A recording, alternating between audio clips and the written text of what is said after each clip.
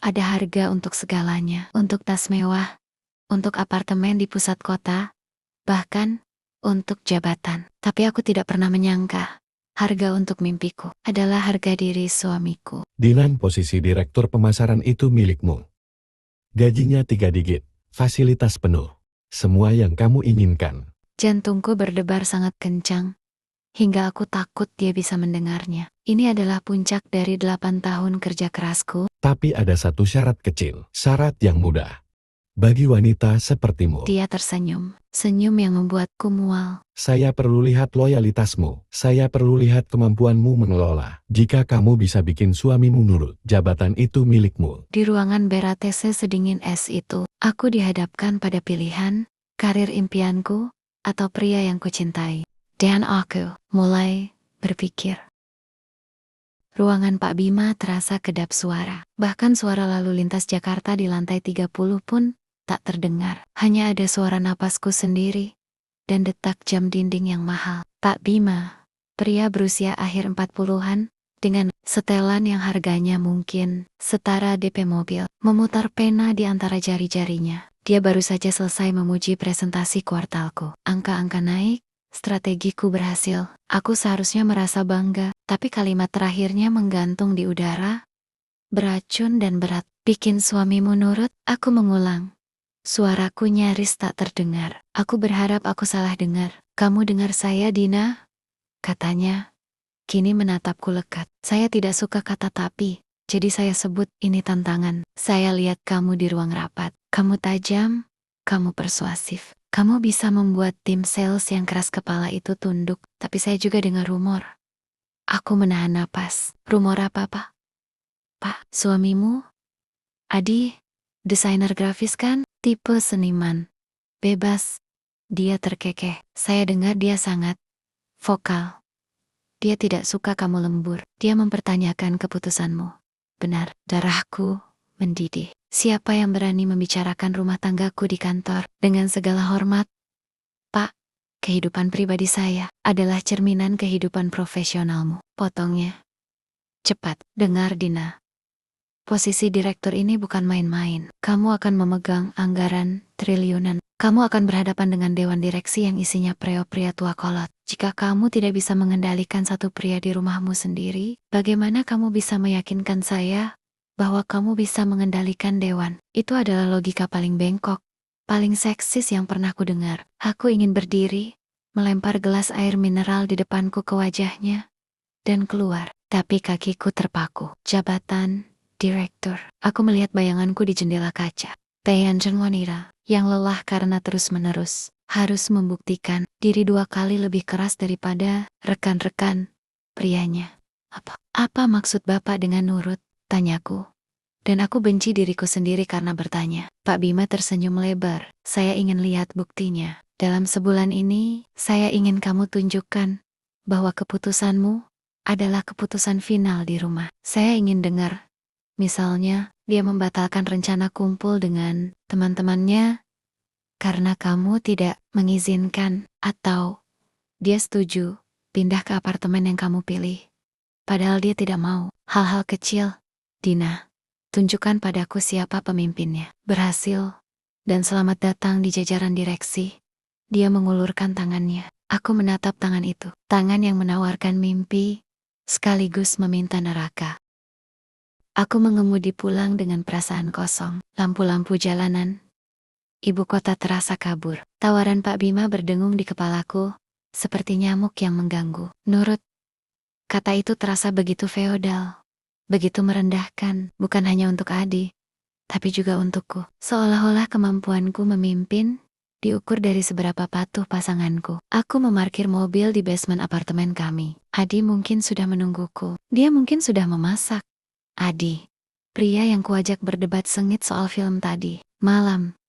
Pria yang selalu mendukungku saat aku ragu-ragu menerima promosi manajer 3 tahun lalu. Pria yang memijat kakiku saat aku kelelahan tanpa perlu kuminta. Bagaimana mungkin aku menaklukkannya saat aku membuka pintu?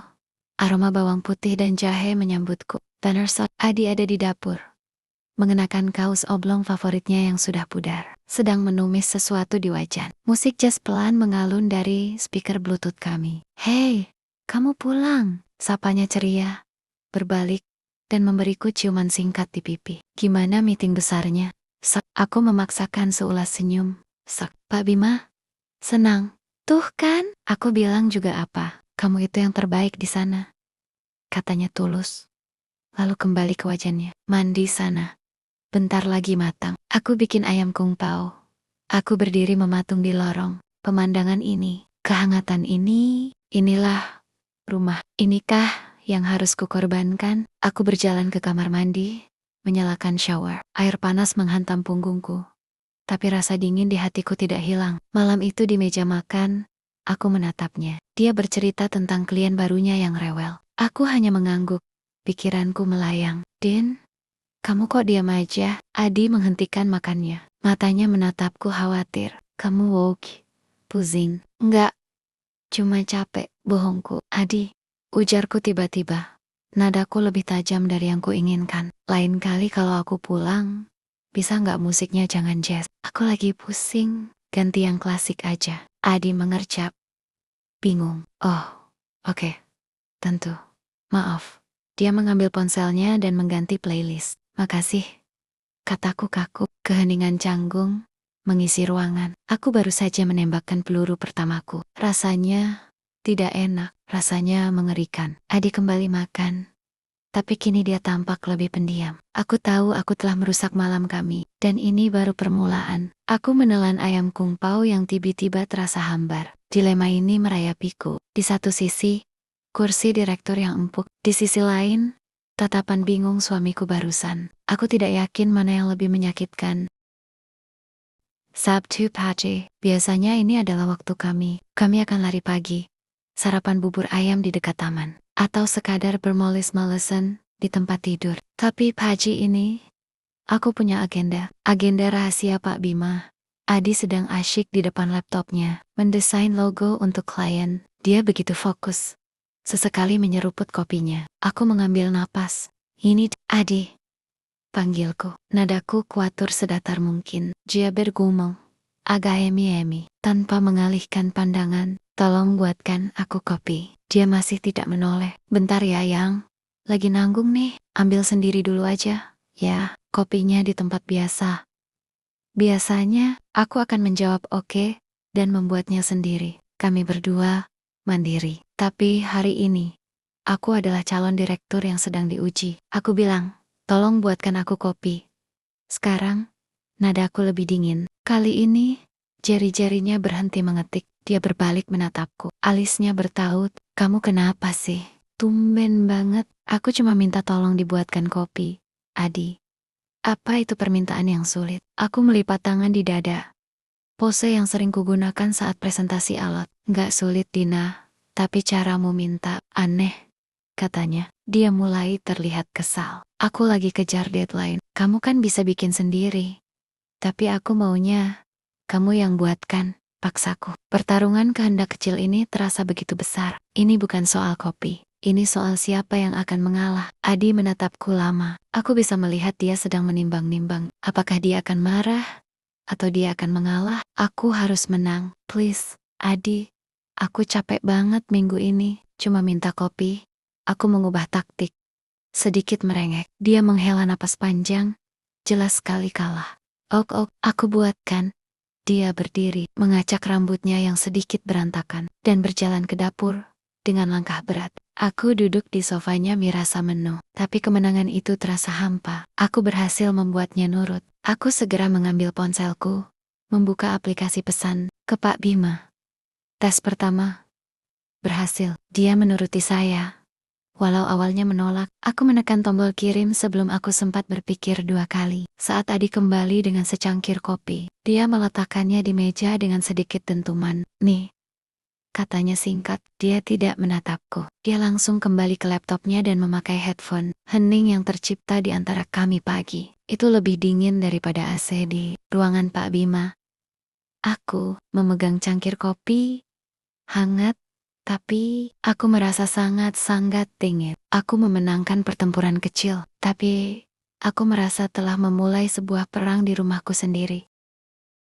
Hari Senin di kantor terasa berbeda. Pesan singkatku pada Pak Bima di akhir pekan rupanya memberikan efek. Saat aku berjalan menuju mejaku, Rian saingan terberatku untuk posisi. Direktur menatapku dengan tatapan yang sulit diartikan. Dia tahu sesuatu, atau setidaknya dia merasakan sesuatu. Pak Bima melewatiku di koridor. Dia tidak berkata apa-apa, hanya mengangguk kecil dengan senyum tipis yang penuh arti. Senyum itu seolah berkata, "Bagus, lanjutkan." Rasa mual kembali menderaku. Aku ini seorang eksekutif profesional atau pion dalam permainan kotor bosku. Sepanjang pagi, aku berusaha fokus pada pekerjaanku. Data analytic, proyeksi kuartal depan, proposal kampanye baru. Tapi pikiranku terus melayang ke wajah kesal Adi Sabtu lalu. Kami nyaris tidak bicara sepanjang akhir pekan. Adi tenggelam dalam pekerjaannya, dan aku tenggelam dalam ambisiku. Siang itu, Rian menghampiriku di pantry. "Sibuk banget kayaknya, Din," sapanya, pura-pura ramah. "Tumben Pak Bima kelihatan senang sama divisi marketing." "Kami mencapai target," jawabku pendek, sambil mengaduk teh. "Oh ya, cuma target?" Rian tersenyum sinis. "Atau ada pencapaian lain? Aku dengar kamu kemarin rapat khusus sama Pak Bima. Setelah presentasi, jantungku berdebar. "Itu cuma evaluasi rutin," dustaku. "Evaluasi rutin sampai bikin kamu senyum-senyum sendiri pas lihat HP hari Sabtu. Aku lihat kamu di kafe bawah. Kirim pesan ke siapa? Tes pertama berhasil. Sial." Dia melihatku. "Kantor ini memang penuh mata-mata. Aku harus lebih hati-hati." "Bukan urusanmu, Rian," kataku dingin. Berbalik untuk pergi. Dia menahan lenganku. "Dengar, Dina. Aku tahu Pak Bima itu orangnya unik. Dia suka main games. Apapun permainan yang sedang dia mainkan denganmu, hati-hati. Jangan sampai kamu mengorbankan sesuatu yang gak sepadan." Tumben sekali dia peduli. Atau ini hanya strategi lain darinya? "Terima kasih atas nasihatnya," desisku, melepaskan tanganku. Tapi aku tahu apa yang aku lakukan. Sepanjang sisa hari itu, aku merasa diawasi oleh Rian, oleh Pak Bima, bahkan mungkin oleh sekretaris. Pak Bima yang tiba-tiba jadi sangat ramah padaku. Intrik kantor ini membuatku sesak napas. Pak Bima telah menciptakan arena gladiator, dan aku serta Rian adalah dua pemain utamanya. Dan di rumah, aku punya korban yang tidak tahu apa-apa. Tekanan ini semakin menjadi. Aku harus membuktikan pada Pak Bima bahwa aku bisa mengelola semuanya. Di kantor dan di rumah, aku harus menang. Aku harus mendapatkan jabatan itu. Jika tidak, semua rasa bersalah yang kurasakan pada Adi akan sia-sia. Perintah langsung tidak berjalan mulus. Adi memang membuatkanku kopi, tapi dia membangun dinding es di antara kami setelahnya. Aku sadar, menaklukkan pria cerdas seperti Adi tidak bisa dengan cara frontal. Itu hanya akan memicu perlawanan. Aku harus lebih halus. Aku harus menggunakan senjata yang Pak Bima pikir hanya dimiliki wanita. Emosi, manipulasi. Rencana kedua dimulai hari Rabu. Adi punya janji penting. Dia akan bertemu dengan komunitas desainer lokal. Acara networking yang sudah dia tunggu-tunggu. Dia bahkan sudah menyetrika kemeja flanel terbaiknya. Malam sebelumnya, aku memulai aksiku. Aku pulang kerja lebih larut dari biasanya, memastikan wajahku terlihat sangat lelah dan mataku sedikit merah. Sedikit bantuan obat tetes mata di mobil. Aku masuk ke apartemen dan langsung menjatuhkan tasku di lantai. Aku duduk di sofa, menutupi wajahku dengan kedua tangan. Adi, yang sedang menonton TV, langsung menoleh. "Hei, kamu kenapa?" tanyanya. Nada khawatirnya tulus. Aku benci diriku sendiri karena memanfaatkan ketulusan itu. "Gak apa-apa," gumamku. Suaraku sengaja dibuat bergetar. Berat banget di kantor." Dia langsung duduk di sebelahku, mengusap punggungku. "Berat gimana? Cerita." "Pak Bima, dia kayaknya gak puas sama kinerjaku." Aku mulai mengarang cerita. Dia banding-bandingin aku sama Rian. Dia bilang aku kurang tegas. Aku takut, Adi. Aku takut semua kerja kerasku sia-sia. Aku membiarkan beberapa air mata jatuh. Adi langsung memelukku. "Hei, itu gak mungkin. Kinerja kamu paling bagus." Pak Bima cuma gertak aja. "Enggak, Adi, kayaknya serius. Aku stres banget. Isakku, besok aku ada presentasi lagi dadakan. Aku panik. Aku nggak tahu harus gimana. Aku menatapnya dengan mata paling memelas yang bisa kubuat. Aku takut sendirian besok pagi. Kamu bisa nggak temani aku di rumah? Bantu aku latihan. Aku tahu kamu ada acara. Aku melihat pergulatan di wajahnya. Dia melihat jam. Mungkin memikirkan acara networkingnya. Tapi Din, acara itu penting buat portofolioku. Aku tahu, isakku makin kencang. Makanya, aku bilang, nggak apa-apa. Pergi aja. Aku hadapi sendiri aja. Aku berdiri, pura-pura berjalan ke kamar dengan langkah gontai.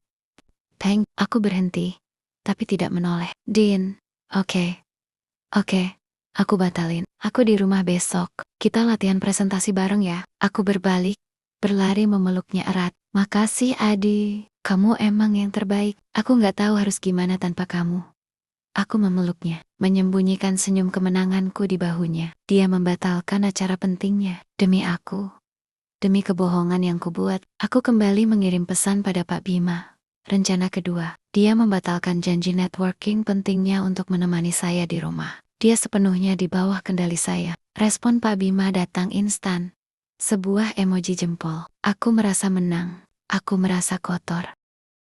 Kebohonganku soal presentasi dadakan di hari Kamis tentu saja harus kututupi. Aku menghabiskan pagi di rumah, berpura-pura gugup. Sementara Adi dengan sabar mendengarkanku mengoceh tentang slide presentasi palsu yang kubuat semalam. Dia memberi masukan yang sangat bagus, masukan yang tulus. Dia membatalkan acaranya untuk ini, untuk kebohonganku. Rasa bersalah menggerogotiku, tapi aku menekannya dalam-dalam. Ambisi lebih keras suaranya. Siang itu, aku pura-pura berangkat presentasi dan hanya duduk di kafe selama 2 jam sebelum kembali ke kantor. Namun, Adi tidak bodoh. Dia mungkin tipe seniman yang bebas, seperti kata Pak Bima. Tapi dia sangat jeli. Dia mulai memperhatikan pola, perubahan sikapku, permintaan-permintaan anehku. Sifatku yang tiba-tiba jadi sangat manja atau sangat dingin. Malam itu, dia tidak sedang ingin nonton TV atau main game. Dia menungguku di ruang tamu saat aku pulang. Kita perlu bicara, Dina, katanya. Nadanya serius, bukan nada Adi yang biasanya hangat. Paikara, aku capek, kataku, mencoba menghindar. Sulk, soal kita. Dia berdiri. Ada apa sebenarnya, Din? Kamu aneh banget seminggu ini. Kamu minta kopi kayak nyuruh bawahan. Kamu nangis-nangis minta ditemani. Tapi presentasimu tadi, aku cek email kantor.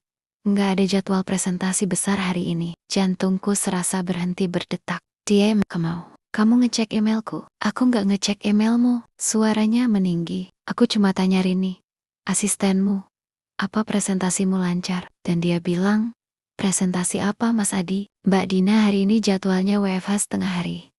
Kamu bohong sama aku, Dina. Aku cuma butuh istirahat. Bohong. Ini pertama kalinya dia membentakku. Kamu minta aku batalin acaraku demi kebohonganmu. Ini soal kerjaan, Soul Pak Bima. Apa yang dia lakukan sama kamu? Adi berjalan mondar-mandir. Frustrasi, kamu jadi orang lain. Din, kamu jadi manipulatif. Kamu jadi kejam. Aku gak kenal kamu lagi. Air mataku keluar. Kali ini asli. Air mata panik. Karena ketahuan. Kamu gak ngerti tekanan yang aku hadapi. Makanya, jelasin, bukannya main drama kayak gini. Bentaknya lagi, aku ini suami kamu, bukan bawahan kamu yang bisa kamu atur-atur. Kata atur-atur itu menghantamku. Dia tahu, entah bagaimana. Dia merasakannya. Aku cuma mau yang terbaik buat kita. Dengan cara bohong, dengan cara bikin aku jadi bonekamu. Dia tampak sangat terluka. Aku kira kita tim, Dina. Tapi ternyata, kamu main sendiri. Aku nggak tahu apa maumu. Tapi kalau maumu adalah hubungan di mana cuma kamu yang pegang kendali, aku nggak bisa. Dia mengambil jaketnya. Aku perlu udara segar. Dia membanting pintu depan. Aku terduduk di lantai. Tangisku meledak. Aku mendapatkan apa yang kuinginkan. Dia kalah dalam argumen, tapi aku merasa hancur berkeping-keping. Pertengkaran hebat malam itu membuat suasana rumah kami seperti medan perang dingin. Adi pulang larut malam dan langsung tidur di sofa. Dia tidak mau bicara padaku. Aku merasa hancur. Tapi sisi ambisiusku berbisik bahwa ini adalah kesempatan. Pak Bima ingin bukti. Pertengkaran ini, walau menyakitkan, adalah buktinya. Bukti bahwa aku bisa menang. Aku butuh sesuatu yang lebih konkret daripada sekadar cerita. Aku butuh rekaman. Ide itu muncul begitu saja. Menjijikkan, tapi menggiurkan. Ini adalah langkah terakhir. Pak Bima bilang 1 bulan. Waktuku hampir habis. Besok adalah hari penentuan. Aku harus mendapatkan bukti malam ini. Aku menyiapkan panggung. Aku tahu Adi sedang marah besar soal kebohonganku. Aku akan memancingnya lagi. Kali ini soal sesuatu yang dia benci. Keuangan. Dia benci caraku yang kadang terlalu boros. Aku sengaja meninggalkan tagihan kartu kredit terbaruku di meja makan. Tagihan yang menunjukkan pembelian tas desainer baru yang belum kuceritakan padanya. Seperti yang kuduga, dia melihatnya saat membuat kopi paginya. Dia masih di sofa. Aku sudah menyalakan perekam suara di ponselku. Meletakkannya di bawah tumpukan majalah. Dina, panggilnya. Suaranya datar dan dingin. Tas baru lagi? Serius, bukannya kita sepakat mau nabung buat renovasi dapur? Aku berjalan keluar kamar, mengenakan jubah tidurku. Aku butuh itu. Ada acara networking penting. Aku nggak mungkin pakai tas lama. Tas lamamu ada 5 biji, Dina, dan semuanya masih bagus. Suaranya mulai naik. Kita udah sepakat soal anggaran. Itu uangku, Adi. Aku yang kerja keras. Balasku. Sengaja memancing. Oh, jadi sekarang uangmu, bukan uang kita lagi. Sihat, sejak aku sadar aku kerja banting tulang sendirian di sini. Sendirian? Kamu pikir desain-desainku ini nggak ngasilin uang? Kamu pikir aku di rumah cuma main-main? Dia benar-benar marah sekarang. Penghasilanku jauh lebih besar dari kamu, Adi. Jadi wajar kalau aku yang ambil keputusan soal keuangan, teriakku. Kalimat itu keluar begitu saja. Kalimat yang langsung membunuh suasana. Wajah Adi memucat. Dia tampak seperti baru saja ditampar. Dia menatapku. Matanya penuh luka dan kekecewaan yang mendalam. Dia tidak berteriak lagi. Dia hanya menggeleng pelan. Jadi, ini intinya. Fisiknya, uang, kekuasaan. Siapa yang lebih besar? Dia tidak berkata apa-apa lagi. Dia mengambil kunci mobilnya dan pergi. Bahkan tanpa mandi. Aku telah menghinanya. Tapi, aku mendapatkan rekamanku. Rekaman di mana aku memenangkan argumen soal keuangan. Rekaman di mana dia terdiam. Kalah. Aku mematikan perekam. Tanganku bergetar hebat. Aku segera mengirim file audio itu ke Pak Bima. Dengan subjek, bukti final. Keputusan keuangan. Kemenangan ini terasa seperti abu di mulutku. Adi tidak pulang malam itu. Dia juga tidak membalas pesan atau mengangkat teleponku. Sebagian diriku panik dan ingin mencarinya. Sebagian lagi merasa aku punya waktu untuk diriku sendiri. Waktu untuk meyakinkan diri bahwa apa yang kulakukan itu benar. Ini untuk masa depan kita, kataku pada bayanganku di cermin. Tapi bayangan itu menatapku dengan tatapan jijik. Besoknya, aku berangkat ke kantor dengan perasaan campur aduk. Pak Bima membalas emailku hanya dengan satu kata. Sempurna. Ke ruangan saya jam 10. Ini dia. Coba tone it too. Aku mematut diriku di lift. Merapikan blazerku. Aku akan jadi direktur. Semua pengorbanan ini terbayar. Jam-jam 9:55. Aku berjalan menuju ruangan Pak Bima. Saat itulah ponselku bergetar. Sebuah notifikasi email dari Adi. Jantungku berdebar. Dia akhirnya menghubungiku. Tapi itu bukan email biasa. Dia mengirimiku sebuah screenshot emailku kepada Pak Bima. Email yang berisi file rekaman pertengkaran kami. Subjek, bukti final, keputusan keuangan. Darah serasa surut dari wajahku. Bagaimana dia bisa? Aku baru ingat, laptop kerjaku. Aku pernah login email pribadiku di sana sekali. Dan lupa logout. Adi pasti membukanya. Dia pasti mencariku. Khawatir. Dan malah menemukan pengkhianatan terburuk. Di bawah screenshot itu, hanya ada satu baris kalimat darinya. Selamat atas jabatan barunya, Bu Direktur. Harga diriku ternyata murah sekali. Ya, aku terhuyung. Aku bersandar di dinding koridor. Napasku sasak Dina. Sekretaris Pak Bima memanggilku. Pak Bima sudah menunggu. Aku menatap pintu kayu besar di depanku. Pintu menuju mimpiku. Tapi di tanganku, ada bukti kehancuran rumah tanggaku. Aku baru sadar, Pak Bima tidak sedang menguji Adi. Dia sedang mengujiku. Dia ingin tahu seberapa jauh aku mau pergi, seberapa kejam aku bisa bertindak. Don Eko, aku lulus ujiannya dengan nilai sempurna. Aku membuka pintu ruangan Pak Bima. Dia berdiri di dekat jendela, tersenyum menyambutku. Selamat datang, Direktur Dina. Dia mengulurkan surat kontrak baru di atas meja. Aku menatap surat itu, lalu menatap wajahnya. Wajah pria yang telah menghancurkan hidupku. Tidak, bukan dia, aku yang melakukannya. Aku duduk di kursi direktur yang baru. Kursi kulit yang terasa lebih empuk dari kursi manajerku dulu. Ruangannya lebih besar. Jendelanya lebih lebar. Pemandangan kota terlihat lebih jelas dari sini. Di atas meja, ada papan nama baru. Dina Aryani, Marketing Director. Aku berhasil. Rian pasti sedang mengumpat di mejanya sekarang. Pak Bima sudah memberikan selamat, menjabat tanganku erat-erat. Seolah kami baru saja menyelesaikan sebuah proyek besar bersama. Tapi ruangan ini terasa sangat dingin dan sangat sunyi. Aku mencoba menelepon Adi lagi. Nomornya tidak aktif. Aku mengiriminya pesan. Adi, tolong, aku bisa jelaskan. Itu tidak seperti yang kamu pikirkan.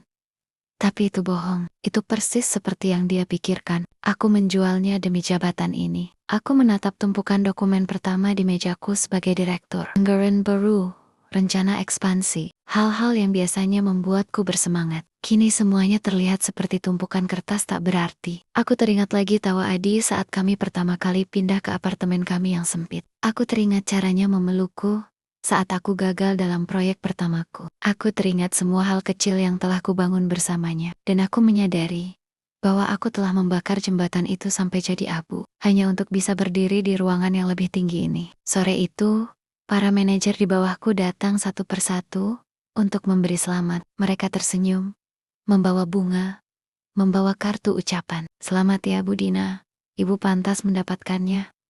Pantas? Apakah aku pantas? Aku memalsukan senyum. Berterima kasih pada mereka. Menjabat tangan mereka. Aku merasa seperti penipu ulung. Aku pulang ke apartemen yang gelap. Tidak ada bau masakan. Tidak ada suara musik jazz. Hanya ada gema langkah kakiku sendiri. Tagihan kartu kredit yang jadi pemicu pertengkaran kami masih tergeletak. Di sebilannya, secari kertas, tulisan tangan Adi. Aku di rumah ibuku. Jangan cari aku dulu. Aku meremas kertas itu. Inikah rasanya di puncak, sepi, dingin, dan sendirian. Aku mendapatkan seluruh dunia yang kuinginkan di kantor. Tapi aku kehilangan satu Satania. Duniaku di rumah. Kemenangan ini rasanya pahit sekali. Aku tidak tidur semalaman. Aku duduk di sofa yang seharusnya ditempati Adi. Aku memutar ulang semua kejadian sebulan terakhir. Tawaran gila itu. Kebohongan-kebohonganku. Rekaman suara itu. Wajah kecewa Adi. Apa yang kuinginkan sebenarnya? Apakah jabatan ini? Apakah pengakuan dari pria seksi seperti Pak Bima? Aku menyadari sesuatu. Selama ini aku berpikir aku harus memilih antara karir dan cinta. Tapi yang kulakukan bukanlah memilih karir. Aku memilih ambisi buta yang didorong oleh ego dan rasa tidak aman. Aku ingin membuktikan pada Pak Bima bahwa aku bisa mengendalikan suamiku. Betapa bodohnya. Satu-satunya orang yang perlu kukendalikan adalah diriku sendiri. Aku mandi, mengenakan setelan terbaikku. Bukan untuk Pak Bima, untuk diriku sendiri. Aku sampai di kantor lebih pagi dari siapapun. Aku masuk ke ruanganku, ruangan direktur. Aku mengambil papan nama Dina Aryani itu. Aku mengambil surat kontrak yang baru kutandatangani kemarin. Jam 9 pagi, aku masuk ke ruangan Pak Bima. Tanpa mengetuk, dia sedang membaca koran. Kaget melihatku. Dina, pagi sekali. Saya berhenti, kataku, meletakkan surat kontrak dan papan nama itu di mejanya. Dia, apa? Kamu gila? Setelah semua yang saya lakukan? Petang, suaraku tenang, tapi dingin. Anda benar, Pak. Anda ingin lihat apakah saya bisa mengelola, dan saya sadar, saya tidak bisa mengelola diri saya sendiri. Di bawah tekanan Anda, menciptakan lingkungan kerja yang toksik. Anda menjadikan saya monster. Jaga bicaramu, Dina. Tidak. Bapak yang dengarkan saya. Aku menekan tombol record di ponselku. Terangan. Saya punya rekaman semua percakapan kita, tawaran awal Anda.